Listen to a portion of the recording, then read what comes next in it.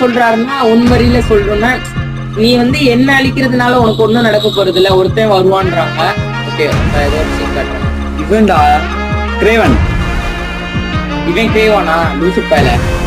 இவன் கிரேவன் தான்டா. இவன் கிரேவனா? கிரேவன்னா கிரேவன்டா. இவன் கிரேவன் மாதிரி தெரியலையே. என்ன இவன் அனிமலா? பிடிக்கிறான். கிரேவன் தான் ஸ்பைடர்மேனை வேட்டையாடியே தீர்ணும்னு போகும். அவனே தான் கிரேவன். கிரேவனே தான்.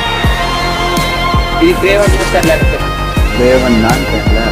கிரேவன் ஃபேஸ் இப்படியா இருக்கும்.